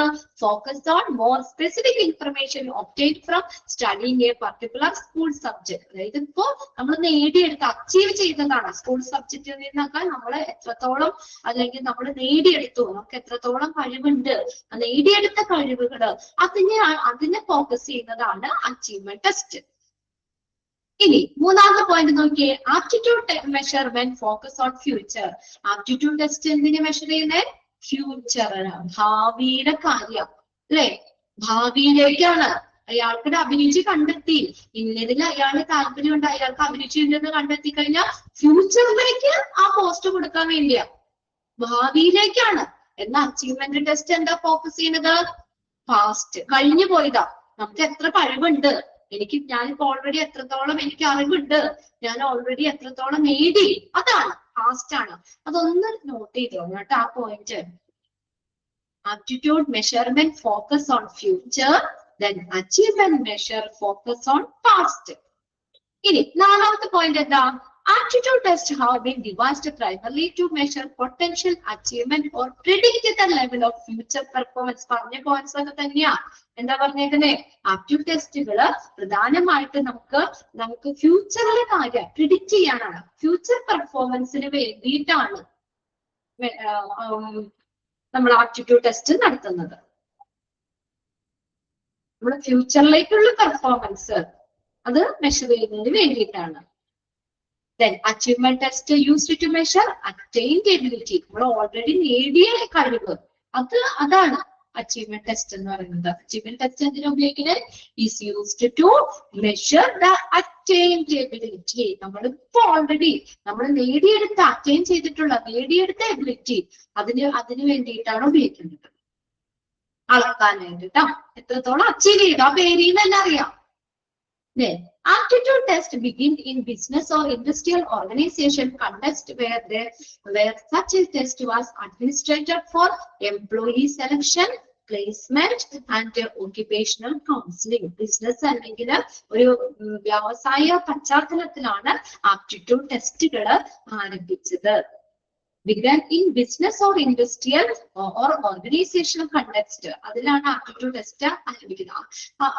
ആപ്റ്റിറ്റ്യൂഡ് എന്ന് പറയുമ്പോൾ തന്നെ നമുക്ക് അഭിരുചി, നമുക്ക് ഉള്ളില് നമ്മളെ വേറെ സ്കൂളിൽ നിന്ന് പഠിച്ച സംഭവങ്ങളോ കാര്യങ്ങളോ ഒന്നുമില്ല, നമുക്ക് നാച്ചുറൽ ആയിട്ടുള്ള നമ്മുടെ ഒരു അഭിരുചി, അതെന്തിനാ നോക്കുന്നത്, നമുക്ക് ഭാവിയിലേക്ക് ഉള്ള ഇതിന് വേണ്ടിയിട്ടാണ്. അഡ്മിനിസ്ട്രേറ്റർ ഫോർ എംപ്ലോയി സെലക്ഷൻ, അത് നമുക്ക് എന്താണ് ഈ ആപ്റ്റിറ്റ്യൂഡ് ടെസ്റ്റ് നമുക്ക് അളക്കുന്നത് എന്തിനാണെന്ന് അറിയോ? Administrator for employee selection, placement and occupational counselling. നമുക്ക് എംപ്ലോയിനെ സെലക്ട് ചെയ്യാനായിട്ട്, അത് പ്ലേസ്മെന്റിന്, ഇപ്പൊ നമുക്ക് വേറെ എന്തെങ്കിലും ഒരു ഓഫർ വന്നോ, നമ്മുടെ ആപ്റ്റിറ്റ്യൂഡ്, നമ്മുടെ അഭിരുചി നമുക്ക് ഇതാണെങ്കിൽ നമുക്ക് ആ ഒരു പോസ്റ്റിലേക്ക് അവരെ പ്ലേസ് ചെയ്യാം അല്ലെ. ഇപ്പൊ നല്ല പാടാൻ കഴിവുള്ള ആളാണെങ്കിൽ ആ ഒരു മേഖലയിലേക്ക് നമുക്ക് വിടാം. നല്ല രീതിയിൽ നമുക്ക് എന്താണ് കാര്യങ്ങൾ മാനേജ് ചെയ്യുന്ന ആളാണെങ്കിൽ ആ ഒരു പോസ്റ്റിലേക്ക് കൊടുക്കാം. ഇതാണ് ഒരു പ്ലേസ്മെന്റിന്, എംപ്ലോയിയുടെ സെലക്ഷന്, ഇതിനൊക്കെ നമുക്ക് അതിന് വേണ്ടിയൊക്കെയാണ് നടത്തുന്നത്. അതിന്റെ ഓക്യുപേഷണൽ കൗൺസിലിംഗ്, ഇതിനൊക്കെ വേണ്ടിയിട്ടാണ് ആപ്റ്റിറ്റ്യൂഡ് ടെസ്റ്റ് ആരംഭിക്കുന്നത്, ഈ നടത്തുന്നത്. അതിന് നിങ്ങളെ ഫസ്റ്റ് പോയിന്റ് ഒന്ന് അണ്ടർലൈൻ ചെയ്തിട്ട് പഠിക്കേണ്ടത് ഞാൻ പറയാം.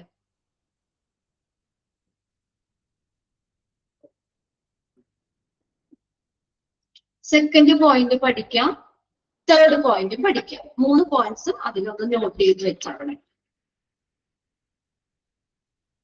3 പോയിന്റ്സും നോട്ട് ചെയ്ത് വെച്ചോ. മനസ്സിലായോ? അതായത് ആപ്റ്റിറ്റ്യൂഡ് എന്ന് പറയുമ്പോൾ നിങ്ങൾ ഓർക്കുക, അഭിരുചിയാണ്, ഫ്യൂച്ചറിലേക്ക് വേണ്ടിയത്. അപ്പൊ നമ്മുടെ സ്വാഭാവികമായിട്ടുള്ള കപ്പാസിറ്റി എന്താണ് അളക്കാൻ, അതൊക്കെ നമുക്ക് ഇതിലൊരു അഭിരുചി ഉണ്ടെങ്കിൽ നമുക്കതിന് നമുക്ക് ഫർദർ ട്രെയിനിങ് തന്നു കഴിഞ്ഞാൽ എന്താണ് ആ ഒരു സെക്ഷനിലേക്ക് നമുക്ക് കയറി കഴിഞ്ഞാൽ നമുക്ക് ഫ്യൂച്ചറിലെ ആ വിജയത്തിന്, ഭാവിയിലേക്ക് വേണ്ടിയിട്ടാണ് നമ്മൾ അത് ചെയ്യുന്നത്. ഇപ്പൊ കമ്പനി ആപ്റ്റിറ്റ്യൂഡ് ടെസ്റ്റുകൾ നടത്തി, ഇപ്പൊ എക്സാമ്പിൾ ആയിട്ട് പറഞ്ഞു, പ്ലേസ്മെന്റിന്റെ കാര്യം പറഞ്ഞു. ഇപ്പൊ ഒരു ഉയർന്ന പോസ്റ്റ് അവിടെ കിടക്കുന്നുണ്ട്, അപ്പൊ അയാളുടെ ആറ്റിറ്റ്യൂഡ് നോക്കിക്കഴിഞ്ഞാൽ, അഭിരുചി നോക്കിക്കഴിഞ്ഞാൽ ആ ഒരു സെക്ഷനിലേക്ക് നമുക്ക് അയാളെ പോസ്റ്റ് ചെയ്യാൻ പറ്റും. അപ്പൊ അങ്ങനെ വരുമ്പോൾ നമുക്ക് കൂടുതൽ നമ്മുടെ അഭിരുചിയുള്ള, നമുക്ക് കൂടുതൽ നമുക്ക് നമ്മുടെ കഴിവ്, നമുക്ക് ആ കഴിവുള്ള ഒരു ഇതിലേക്ക് നമുക്ക് ജോലി കിട്ടുമ്പോൾ കമ്പനിക്കും അതെന്താണ് ലാഭമാണ് അല്ലെ, കമ്പനിക്കും അത് ബെനിഫിറ്റ് ആണ്. നമുക്ക് കൂടുതൽ താല്പര്യമുള്ള മേഖലയിലേക്ക്, നമുക്ക് അഭിരുചിയുള്ള മേഖലയിലേക്ക് തന്നെ നമ്മൾ പോകുമ്പോൾ കമ്പനിയെ സംബന്ധിച്ച ലാഭമാണ്. എന്നാൽ അച്ചീവ്മെന്റ് എന്താണ് ഇപ്പൊ നമുക്കുള്ളത്? കണ്ടോ, degree of ability already attained, ഇപ്പൊ നമ്മൾ നേടിയെടുത്ത്, ഇപ്പൊ നമ്മൾ എത്രത്തോളം ഉണ്ട്, നമ്മളിപ്പോ എത്രത്തോളം നേടിയെടുത്തി, അതിനെ മെഷർ ചെയ്യാനാണ്. ഫ്യൂച്ചറിലേക്കൊന്നും വേണ്ടിയല്ല. ഇപ്പൊ നമ്മളുടെ എത്രത്തോളം എബിലിറ്റി ഉണ്ട്, അത് നമ്മൾ എത്രത്തോളം അച്ചീവ് ചെയ്തു, അത്ര ഓർത്താൽ മതി. നമ്മൾ എത്രത്തോളം നേടിയെടുത്തു എന്നതാണ്. ഇനി ആപ്റ്റിറ്റ്യൂഡ് ടെസ്റ്റ് എന്തിനെ ഫോക്കസ് ചെയ്തേക്കുന്നത്? ജനറൽ ആയിട്ട്, ഇൻഫോർമൽ ആയിട്ട്, സ്കൂൾ എക്സ്പീരിയൻസിന് പുറത്തു നിന്ന് നമ്മൾ നേടിയെടുത്തതാണ്. നേടിയെടുത്ത കഴിവുകൾ അത് അളക്കുന്നതാണ്. എന്നാൽ അച്ചീവ്മെന്റ് ടെസ്റ്റ് എന്താണ്? Information, specific information obtained from studying A particular school subject. നമ്മൾ പ്രത്യേക സ്കൂൾ സബ്ജക്ട് അത് പഠിച്ചതിൽ നിന്ന് പഠിച്ച് നമ്മൾ നേടിയെടുത്ത കാര്യമാണ്. Aptitude measurement focus on future. Aptitude എന്തെങ്കിലും ഫ്യൂച്ചറിലേക്ക് വേണ്ടിയാണ് നമ്മുടെ അഭിരുചി എന്താണെന്ന് കണ്ടുപിടിച്ച് അത് ഫ്യൂച്ചറിലേക്കാണ്. എന്നാൽ അച്ചീവ്മെന്റ് ടെസ്റ്റ് എന്താ മെഷർ ചെയ്യുന്നത്? ഫോക്കസ് ഓൺ പാസ്റ്റ് ആണ് മെഷർ ചെയ്യുന്നത്. ആ 3 പോയിന്റ്സ് 1, 2, 3 അണ്ടർലൈൻ ചെയ്തിട്ടേക്കാം. ഇനി അടുത്തതാണ് ചൂസിങ് എ ടെസ്റ്റ്. ഒരു ടെസ്റ്റ് നമ്മൾ സെലക്ട് ചെയ്യുമ്പോൾ എന്തൊക്കെ കാര്യം ചെയ്യണം? ഇപ്പൊ നമ്മളോട് ഒരു ടെസ്റ്റ് നടത്താൻ പറഞ്ഞു കഴിഞ്ഞാൽ നമ്മൾ എന്തൊക്കെ കാര്യം നോക്കണം? വെറുതെ ഒരു ടെസ്റ്റ് നടത്തുകയല്ല. ആ ഒരു ടെസ്റ്റ് നമ്മൾ കണ്ടക്ട് ചെയ്യുമ്പോൾ, ഇപ്പൊ ചിലപ്പോൾ കമ്പനിയിലേക്കൊക്കെ നമ്മൾ സെലക്ഷന് വേണ്ടി സെലക്ഷൻ ടെസ്റ്റുകളൊക്കെ നടത്തുമ്പോൾ നമുക്ക് ഒരുപാട് കാൻഡിഡേറ്റ്സിന് വേണ്ടി നമ്മൾ ചെയ്യുന്നതാ. അത് വളരെ ശ്രദ്ധിച്ച് ഒരു സ്ട്രക്ചേർഡ് ആയിട്ടുള്ള രീതിയിൽ വേണം നടത്താൻ. ഒരു ടെസ്റ്റ് നമ്മൾ കണ്ടക്ട് ചെയ്യുമ്പോൾ, ഒരു ടെസ്റ്റ് സെലക്ട് ചെയ്യുമ്പോൾ നമ്മൾ എന്തൊക്കെ കാര്യങ്ങളാണ് കൺസിഡർ ചെയ്യേണ്ടത്? Following standards or factors. ഈ മാനദണ്ഡങ്ങൾ അല്ലെങ്കിൽ ഈ ഘടകങ്ങൾ നമ്മൾ കൺസിഡർ ചെയ്യണം എപ്പോൾ? While choosing A selection test. ഒരു സെലക്ഷൻ ടെസ്റ്റ് നമ്മൾ ചൂസ് ചെയ്യുമ്പോൾ ഈ പറയുന്ന മാനദണ്ഡങ്ങൾ അല്ലെങ്കിൽ ഫാക്ടേഴ്സ് നമ്മൾ പരിഗണിക്കണം. എന്തൊക്കെ കാര്യങ്ങളാണ് നോക്കേണ്ടത്? ഒന്നാമത്തെയാണ് ഒബ്ജക്റ്റിവിറ്റി എന്ന് വെച്ചാൽ വസ്തുനിഷ്ഠ. അറിയില്ലാത്തവരൊന്ന് എഴുതി വെച്ചോ കേട്ടോ. ഒബ്ജക്ടിവിറ്റി എന്ന് പറഞ്ഞാൽ വസ്തുനിഷ്ഠമായിരിക്കണം. ഒരു ടെസ്റ്റ് എന്ന് പറയുന്നത് ഒബ്ജക്റ്റീവ് ആയിരിക്കണം, വസ്തുനിഷ്ഠമായിരിക്കണം. ഒബ്ജക്ടിവിറ്റി വേണം. ഒബ്ജക്ടിവിറ്റി, വസ്തുനിഷ്ഠ എന്ന് വെച്ചാൽ എന്താ പറയുന്നത്? എന്താ? അതായത് നമ്മള് വ്യക്തിപരമായിട്ടുള്ള ഒരു ഇഷ്ടങ്ങളോ അല്ലെങ്കിൽ ഒരു വികാരങ്ങളോ ഇല്ലാതെ നമ്മൾ യഥാർത്ഥ ബോധത്തോടു കൂടി സമീപിക്കണം. ഒരു ടെസ്റ്റ് എന്ന് പറയുന്നത് അതിനെയാണ് നമ്മൾ സ്വതന്ത്രമായി ഒരു വ്യക്തിയുടെ കഴിവ് അളക്കുന്നതിനെയാണ്, അളക്കുന്ന രീതിയിലായിരിക്കണം. സ്വതന്ത്രമായി ഒരു വ്യക്തിയുടെ അറിവ് അളക്കുന്ന രീതിയിലായിരിക്കണം ടെസ്റ്റ്. മനസ്സിലായോ? അതായത് ഇവിടെ ഈ ഒരു ടെസ്റ്റ് ഇവിടെ കണ്ടക്ട് ചെയ്യാണ്, നിങ്ങളും അതിനകത്തുണ്ട്. അപ്പോ ഞാന് ഇപ്പൊ ടെസ്റ്റ് നമ്മൾ അളക്കുമ്പോൾ അല്ല ടെസ്റ്റ് ചെയ്യുമ്പോൾ നിങ്ങൾക്ക് എളുപ്പമുള്ള കാര്യം തന്നു, അവർക്ക് കട്ടിങ് കൊടുത്തു. എന്റെ ചർമ്മറ്റൊന്നില് എന്റെ കുട്ടികളാണല്ലോ എന്ന് വിചാരിച്ച് ഞാൻ ആ ടെസ്റ്റില് നിങ്ങളോട് ഒരു എന്താ പറയാ, നിങ്ങളെ കുറച്ചും കൂടി ഫോക്കസ് ചെയ്തുകൊണ്ട് അവരോട് ഒരു പാർഷ്യാലിറ്റി കാണിക്കുന്ന രീതിയിൽ അങ്ങനെ ആവരുത്. അതായത് ഒരു വ്യക്തിപരമായിട്ട് അല്ലെങ്കിൽ ഇപ്പൊ എന്റെ ആരെങ്കിലും ബന്ധുക്കളുണ്ടെന്നോ എന്റെ കസിൻസ് ഉണ്ടെന്നോ ഫ്രണ്ട്സ് ആരെങ്കിലും അതിനകത്ത് ഉണ്ടെങ്കിൽ അവരോടൊരു ഫേവർ ചെയ്യുന്ന രീതിയിലാകരുത്. അതാണ് ഉദ്ദേശിക്കുന്നത് കേട്ടോ. എന്താ? വ്യക്തിപരമായിട്ടുള്ള ഒരു ഇഷ്ടങ്ങളോ വികാരങ്ങളോ ഒന്നും കൂടാതെ വളരെ കൃത്യമായിരിക്കണം, യഥാർത്ഥത്തെ ബോധത്തോടുകൂടി സമീപിക്കണം. അതാണ് ഒബ്ജക്ടിവിറ്റി എന്ന് പറയുന്നത്. And objective test measure A variable independent of the people conducting the test and circumstances of the test. പരിശോധന നടത്തുന്ന ആളിൽ നിന്നും വളരെ പരിശോധനയുടെ സാഹചര്യങ്ങളിൽ നിന്നും ഒക്കെ അത് ഇൻഡിപെൻഡന്റ്, സ്വതന്ത്രമായിരിക്കണം. ഒന്നും ഇങ്ങനെ ഫേവർ ചെയ്തൊന്നും നിൽക്കാൻ പാടില്ല. ഒന്ന് അണ്ടർലൈൻ ചെയ്ത sentence. Measure the variable independent of people. ആളുകളെ സ്വതന്ത്രമായിട്ട് അളക്കാൻ പറ്റുന്നതായിരിക്കണം ടെസ്റ്റ്. ഇൻ അതർ വേർഡ്സ്, മറ്റൊരു വിധത്തിൽ പറയുകയാണെങ്കിൽ, കുറച്ച് ക്ലിയർ ആയിട്ട് പറയുകയാണെങ്കിൽ എന്താ? The test has to be fair. ന്യായമായിരിക്കണം, എല്ലാവർക്കും ഒരുപോലെ ആയിരിക്കണം എന്ന്. ആരോടും പാർഷ്യാലിറ്റി കാണിക്കാനോ ഫേവർ ചെയ്യാനോ ഒന്നും പാടില്ല. എല്ലാവരെയും ഒരുപോലെ അളക്കുന്ന രീതിയിലായിരിക്കണം ടെസ്റ്റ് എന്ന് പറഞ്ഞാൽ എങ്ങനെയായിരിക്കണം? ടു ബി ഫെയർ, ന്യായമായിരിക്കണം. Objective selection method guarantee unbiased measure of the employee's ability. എംപ്ലോയിയുടെ കഴിവുകളെ നിഷ്പക്ഷമായി അളക്കുന്നതായിരിക്കണം. അൺബയാസ്ഡ്, നിഷ്പക്ഷമായിട്ട് അളക്കുന്നതായിരിക്കണം എന്ന് ഉറപ്പ് നൽകണം. അതാണ് ഫേവർ ഒന്നും ചെയ്യാൻ പാടില്ലെന്ന്. ഇപ്പൊ ഒരു ടെസ്റ്റ് നടത്തുകയാണ്, അപ്പൊ അതിനകത്ത് എന്റെ ബന്ധുക്കൾ ഉണ്ടെങ്കിൽ അല്ലെങ്കിൽ എന്റെ ഫ്രണ്ട്സ് ആരെങ്കിലും ഉണ്ടെങ്കിൽ അവരെ ഫേവർ ചെയ്യുന്ന രീതിയിൽ സിമ്പിൾ ആക്കി കൊടുക്കാൻ പാടില്ല. എല്ലാവർക്കും ഒരുപോലെ ആയിരിക്കണം. അൺബയാസ്ഡ്, നിഷ്പക്ഷമായിട്ട് ആയിരിക്കണം. അത് ഉറപ്പ് നൽകണം. Selection method guarantee unbiased measure of the employee's ability. എംപ്ലോയിയുടെ കഴിവിനെ വളരെ നിഷ്പക്ഷമായിട്ട് അളക്കുന്നതായിരിക്കണം. They all start with giving each candidate the same information and encouragement. എല്ലാ കാൻഡിഡേറ്റ്സും എന്ത് ചെയ്യണം? സെയിം ഇൻഫർമേഷൻസും സെയിം പ്രോത്സാഹനവും നൽകണം എല്ലാവർക്കും. അല്ല കുറച്ചു പേരോട് കുറച്ച് കാര്യങ്ങൾ പറഞ്ഞു, കുറച്ചു പേരോട് കൂടുതൽ കാര്യങ്ങൾ പറഞ്ഞു, അങ്ങനെ ആവരുത്. They start with giving. എങ്ങനെ സ്റ്റാർട്ട് ചെയ്യണം പറഞ്ഞ ടെസ്റ്റ്?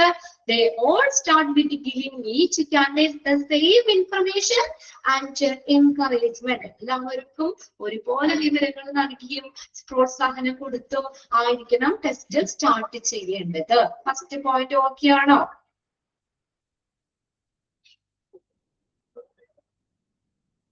ഒബ്ജക്ടിവിറ്റി. അതിനകത്ത് നിങ്ങൾ രണ്ടാമത്തെ സെന്റൻസ് ഒന്ന് അണ്ടർലൈൻ ചെയ്തിട്ട്, objective selection method guarantee unbiased measure of the employee's ability. എംപ്ലോയിയുടെ കഴിവിനെ എങ്ങനെ അളക്കുന്നേ?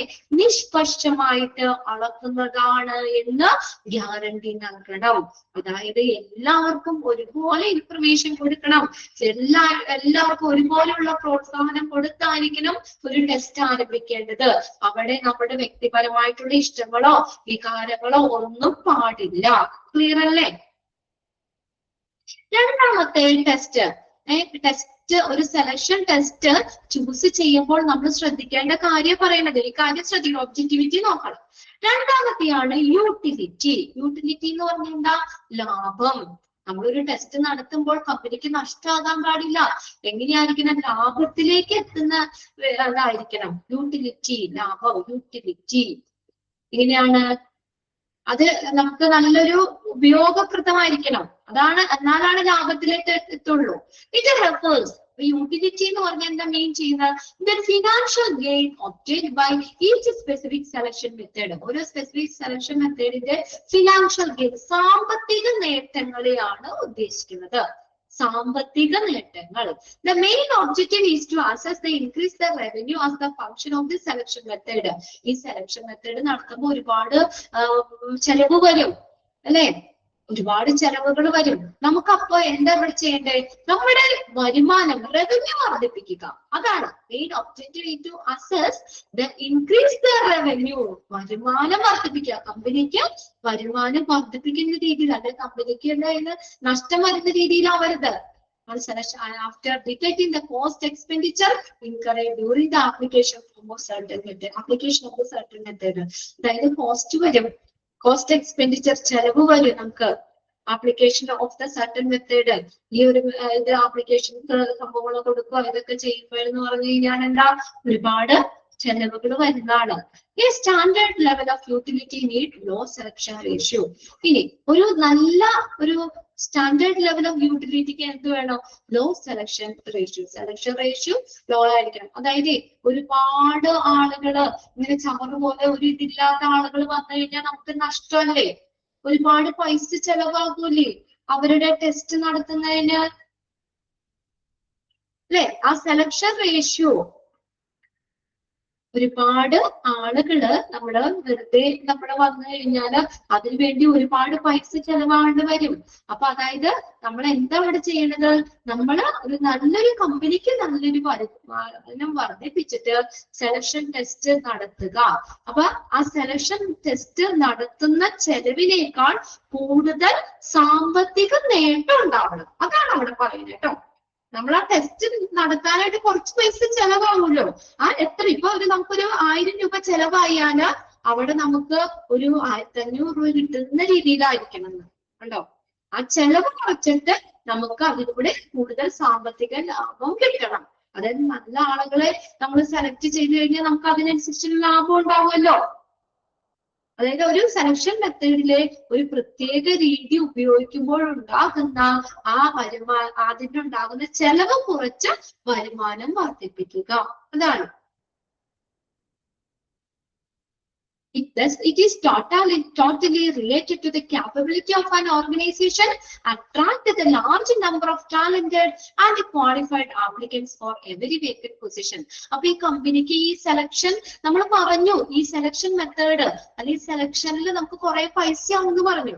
അപ്പൊ നമ്മൾ അവിടെ കമ്പനി എന്താ ചെയ്യണ്ടേ? കമ്പനിയുടെ സാമ്പത്തിക നേട്ടം നോക്കണത് കമ്പനി. ആ ഫസ്റ്റ് സെന്റൻസ് നിങ്ങൾ ഒന്ന് അണ്ടർലൈൻ ചെയ്തിട്ടാ മതി കേട്ടോ. യൂട്ടിലിറ്റി എന്ന് പറഞ്ഞാൽ എന്താ? Utility refers to financial gain obtained by using specific selection method. സാമ്പത്തിക നേട്ടങ്ങളാണ് യൂട്ടിലിറ്റി എന്ന് പറയുന്നത്. അതായത് ഇത്രേ ഉള്ളൂ പറയുന്നത്. സെലക്ഷൻ മെത്തേഡുകളൊക്കെ നമ്മൾ പലതും ഉപയോഗിക്കുമ്പോൾ കമ്പനിക്ക് എന്താ? ഒരുപാട് പൈസ ചെലവാകും. അപ്പോ നമ്മള് അവിടെ എന്താ ചെയ്യണ്ടേ? നമുക്കുടെ ആ ചെലവ് കുറച്ചുകൊണ്ട് പരമാവധി വരുമാനം വർദ്ധിപ്പിക്കുക. Increase the revenue. കണ്ടോ? റവന്യൂ വർദ്ധിപ്പിക്കുക. അപ്പൊ അതിന് എന്ത് വേണം? ആ വരുമാനം വർദ്ധിപ്പിക്കാൻ എന്ത് വേണം? നമ്മള് attract the large number of talented and qualified applicants. Talent, നല്ല കഴിവുള്ള ക്വാളിഫൈഡ് ഉള്ള ആപ്ലിക്കൻസിനെ അട്രാക്ട് ചെയ്യുകയാണെങ്കിൽ നമുക്ക് ഒരുപാട് പൈസ അനാവശ്യമായിട്ട് ചെലവാക്കേണ്ടി വരുമോ? ആവശ്യമില്ലാത്ത കുറെ പേര്, ഒരു ക്വാളിഫിക്കേഷനും ഇല്ലാത്തവരെ ഇങ്ങനെയൊക്കെ ടെസ്റ്റ്, അവർക്ക് സെലക്ഷൻ ടെസ്റ്റ് നടത്തി കുറെ കാശ് വെറുതെ കളയേണ്ട ആവശ്യമുണ്ടോ? അപ്പൊ ഈ നമ്മുടെ ആ ചെലവ് കുറയ്ക്കാനായിട്ട് എന്ത് ചെയ്യണം? ചെലവ് കുറച്ച് പരമാവധി ലാഭം നേടണം. അതാ കമ്പനി ഉദ്ദേശിക്കുന്നത്. അതിനു വേണ്ടി എന്താ ചെയ്യണ്ടേ? Organisation attract large number of talented, നല്ല കഴിവുള്ള ക്വാളിഫൈഡ് ആയിട്ടുള്ള ആപ്ലിക്കൻസിനെ വേണം എന്ത് ചെയ്യാൻ? അട്രാക്ട് ചെയ്യാൻ for the every vacant position. Clear ആയോ പറഞ്ഞത്? അപ്പൊ ആ ഫസ്റ്റ് സെന്റൻസ് ഒന്ന് അണ്ടർലൈൻ ചെയ്തിട്ടാ. Utility means, utility refers to financial gain, സാമ്പത്തിക നേട്ടങ്ങളെയാണ് യൂട്ടിലിറ്റി എന്നതുകൊണ്ട് ഉദ്ദേശിക്കുന്നത്. ഇനി അടുത്തതാണ് റിലയബിലിറ്റി. റിലയബിൾ എന്ന് പറഞ്ഞാൽ എന്താ? ടെസ്റ്റ് എങ്ങനെയാ? റിലയബിൾ ആയിരിക്കും, വിശ്വസനീയമായിരിക്കണം, വിശ്വസിക്കാൻ പറ്റണല്ലോ, റിലയബിൾ ആയിരിക്കണം. It should denote the uniformity of the selection method. Selection method എല്ലാവർക്കും ഒരുപോലെ ആയിരിക്കണം. യൂണിഫോമിറ്റി, തുല്യമായ രീതിയിലായിരിക്കണം. Reliability denote the uniformity of the selection test. Selection test and uniformity. Any test is said to be reliable. ഒരു test reliable ആണെന്ന് പറയണമെങ്കിൽ എന്താ? Only if it consistently producing same result. Same result കിട്ടണം. Same result കിട്ടിയാൽ മാത്രമാണ് ഒരു test reliable ആണെന്ന് പറയാൻ പറ്റുള്ളൂ. ശരിയല്ലേ? ഇപ്പൊ ആദ്യം ഒരു ടെസ്റ്റ് നടത്തി, അതില് നമുക്ക് 98 മാർക്ക് കിട്ടി. സെയിം ടെസ്റ്റ് വീണ്ടും റിപ്പീറ്റ് ചെയ്യുമ്പോൾ നമുക്ക് എത്ര തന്നെ കിട്ടണം? 98 തന്നെ കിട്ടണ്ടേ? വേണോ? എന്നാൽ എന്റെ ആ ടെസ്റ്റ് വിശ്വസനീയമാണെന്ന് പറയാൻ പറ്റും. സെയിം റിസൾട്ട് കിട്ടണ്ടേ അവിടെ? മനസ്സിലാവണില്ലേ? റിലയബിലിറ്റി എന്ന് പറഞ്ഞാൽ എന്താ? വിശ്വസനീയമായിരിക്കണം. എഴുതി വെച്ചവിടെ റിലയബിൾ ആയിരിക്കണം എന്ന് പറഞ്ഞ ടെസ്റ്റ് എങ്ങനെയായിരിക്കണം? അപ്പൊ നമ്മൾ ഒരു സെലക്ഷൻ ടെസ്റ്റ് നമ്മൾ കണ്ടക്ട് ചെയ്യുമ്പോൾ ഒരു സെലക്ഷൻ ടെസ്റ്റിൽ കൺസിഡർ ചെയ്യേണ്ട കാര്യമാണ് എങ്ങനത്തെ ടെസ്റ്റ് ആയിരിക്കും? റിലയബിൾ ആയിരിക്കണം. റിലയബിൾ എന്ന് പറഞ്ഞാൽ എന്താ? വിശ്വസനീയമായിരിക്കണം. അതായത് നമുക്കിപ്പോ ഒരു ടെസ്റ്റ് നടത്തി, അത് വീണ്ടും അത് റിപ്പീറ്റ് ചെയ്യുകയാണെങ്കിൽ സെയിം റിസൾട്ട് കിട്ടണോ?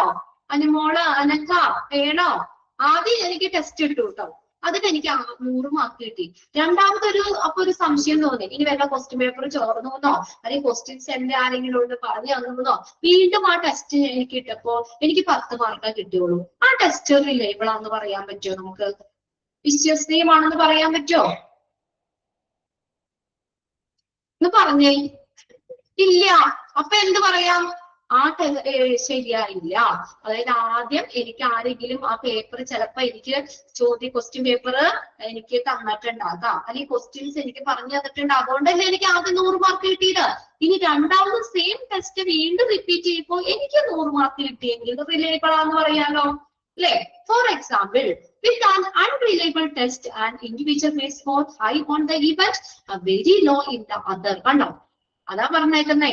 ഒരു വിശ്വസനീയമല്ല, ഒരു അൺറിലയബിൾ ടെസ്റ്റ് എന്ന് പറഞ്ഞു കഴിഞ്ഞാൽ, നമുക്ക് വിശ്വസിക്കാൻ പറ്റാത്ത ടെസ്റ്റ് എന്ന് പറഞ്ഞാൽ എന്താണ്? ഇൻഡിവിജ്വൽ മേ സ്കോർ, ഒരു ഇവന്റിന് ഹൈ സ്കോറും അടുത്തത് വീണ്ടും അത് റിപ്പീറ്റ് ചെയ്താൽ ലോ സ്കോറും ആണെങ്കിൽ നമുക്ക് ആ ടെസ്റ്റ് അൺറിലയബിൾ, നമുക്ക് വിശ്വസിക്കാൻ പറ്റില്ല. അതാ പറയുന്നത്. Both the events R mutually closed at time. എല്ലാ സമയത്തും ഒരുപോലെയായിരിക്കും. ആദ്യം ഇട്ടപ്പോഴും രണ്ടാമത് ഇട്ടപ്പോഴും ഒരുപോലെ ആണെങ്കിൽ മാത്രമേ ടെസ്റ്റ് റിലയബിൾ ആണെന്ന് പറയാൻ പറ്റുള്ളൂ. The uniformity is developed with the help of re-examination with the candidates with the same test, one or more events. കണ്ടോ? ആ ടെസ്റ്റ് യൂണിഫോമിറ്റി വന്നെങ്കിൽ എല്ലാവരോടും തുല്യമായിരിക്കണം. തുല്യതയല്ലേ യൂണിഫോമിറ്റി എന്ന് പറയുന്നത്. ആ യൂണിഫോമിറ്റി ഡെവലപ്പ് ചെയ്യണമെങ്കിൽ റീ എക്സാമിനേഷൻ നടത്തണം. അതായത് വീണ്ടും റീ എക്സാമിനേഷൻ നടത്തിയാലും സെയിം റിസൾട്ട് വരികയാണെങ്കിൽ ആ ടെസ്റ്റിന് ഒരു സംശയവും വേണ്ട, ടെസ്റ്റ് റിലയബിൾ ആണ്.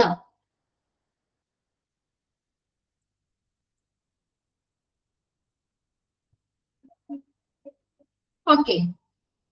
ഇനി അടുത്തതാണ് വാലിഡിറ്റി. വാലിഡിറ്റി എന്ന് പറഞ്ഞാൽ എന്താ? വാലിഡ് ആയിരിക്കണം.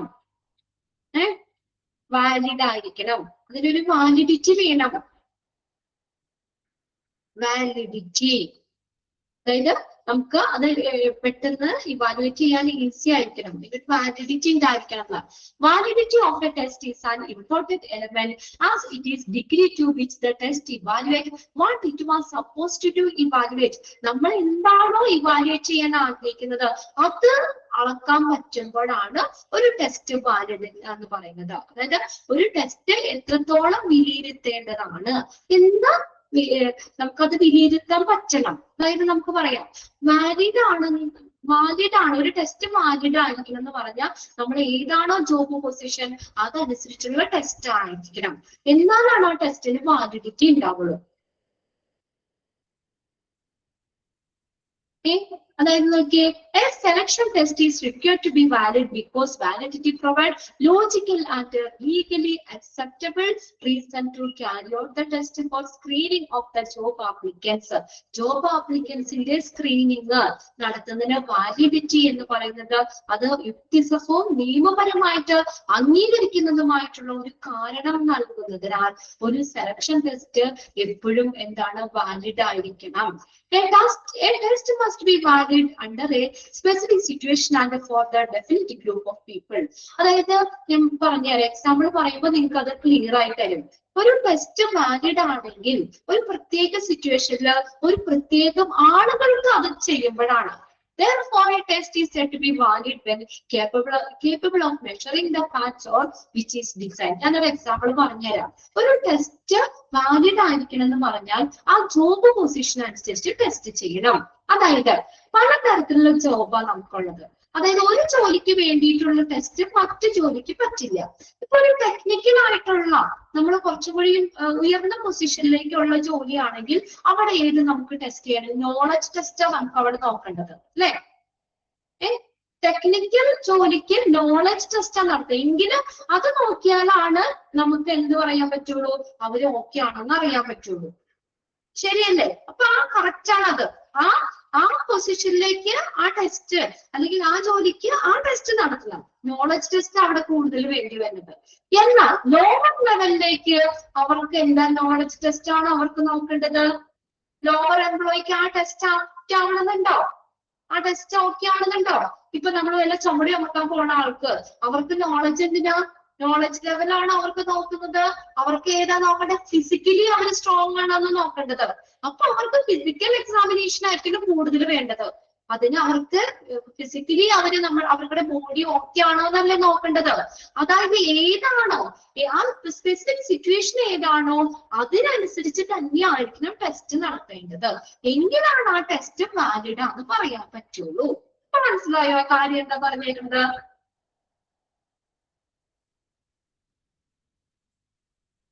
മനസ്സിലായില്ലേ? അത് എന്നാലാണ് ആ ടെസ്റ്റിന് ഒരു വാലിഡിറ്റി ഉണ്ടാവുന്നത് പറയുള്ളൂ. അല്ലാതെ ചുമടി നോക്കുന്ന ആൾക്ക് ഒരു നോളജ് ടെസ്റ്റ് കൊടുത്തിട്ട് ഒരു കാര്യമില്ല അവിടെ. ആ ടെസ്റ്റിന് നമുക്കത് ഈസി ആയിട്ട് നമുക്കത് ഇവാലുവേറ്റ് ചെയ്യാൻ പറ്റണം. ഈസി ആയിട്ട് നമുക്കത് ഇവാലുവേറ്റ് ചെയ്യാൻ പറ്റണം. അടുത്തതാണ് പ്രിപ്പറേഷൻ. ഈ complex structure of the test. ഇതിന്റെ നിങ്ങളെ സെലക്ഷൻ ടെസ്റ്റ് നടത്തുമ്പോൾ എന്തൊക്കെ സെലക്ഷൻ ടെസ്റ്റിൽ എന്തൊക്കെ കാര്യങ്ങളാണ് കൺസിഡർ ചെയ്യേണ്ടതെന്നുള്ള 6 മെയിൻ പോയിന്റ്സ് നോക്കി വെക്കണം കേട്ടോ. അവിടെ പ്രിപ്പറേഷൻ വേണം. A complex structure of test may fail to provide quality result. ഇനി ആ സ്ട്രക്ചർ കോംപ്ലക്സ് സ്ട്രക്ചർ ആണെങ്കിൽ, സങ്കീർണമായിട്ടുള്ള സ്ട്രക്ചർ ആണെങ്കിൽ നമുക്ക് എന്താണ് ക്വാളിറ്റി റിസൾട്ട് കിട്ടുന്നതിന് പരാജയമാകുന്നത്. അതും ഞാൻ എക്സാമ്പിൾ പറയാം, അപ്പൊ നിങ്ങൾക്ക് ക്ലിയർ ആവും. Therefore, a test need to prepare very efficient and effectively and at the same time it should be easy to conduct. അതായത് കണ്ടക്ട് ചെയ്യാനായിട്ട് നമുക്ക് ആ ഒരു ടെസ്റ്റ് എന്ന് പറഞ്ഞാൽ വളരെ ഫലപ്രദമായിട്ടും കാര്യക്ഷമമായിട്ടും വേണം അത് ചെയ്യാനായിട്ട്. അങ്ങനെയാണെങ്കിലാണ് നമുക്കത് കണ്ടക്ട് ചെയ്യാനായിട്ട് ഈസി ആവുള്ളൂ. അതായത് നമുക്ക് അതും ഈ ഒരു എക്സാമ്പിൾ തന്നെ ഇതിനും പറയാം. നമുക്ക് എന്താ കോംപ്ലക്സ് ഒരു ടെസ്റ്റ് കടുകട്ടി കാര്യങ്ങളാണെങ്കിലോ നമുക്കത് അത്രയും പറ്റുന്നില്ല. കോംപ്ലക്സ് സ്ട്രക്ചർ ആണ് ടെസ്റ്റിന്.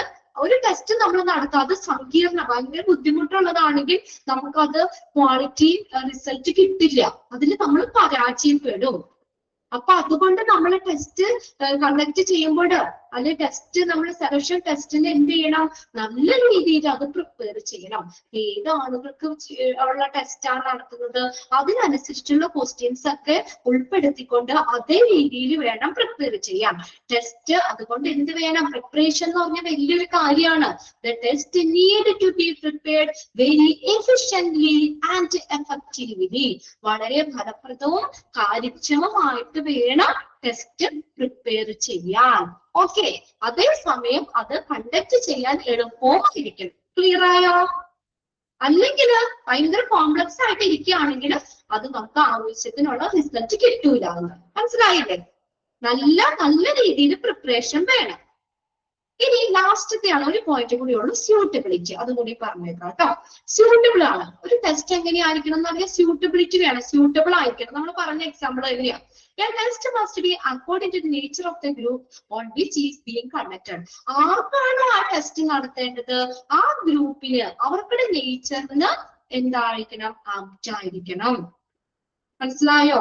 ഏത് ആളുകൾക്ക് വേണ്ടിയാണോ? നമ്മൾ ആദ്യം പറഞ്ഞ എക്സാമ്പിൾ ഇവിടെയും നമുക്ക് പറയാം. For example, okay, a written test containing difficult word is useless if it is applied to workers which has not much literature.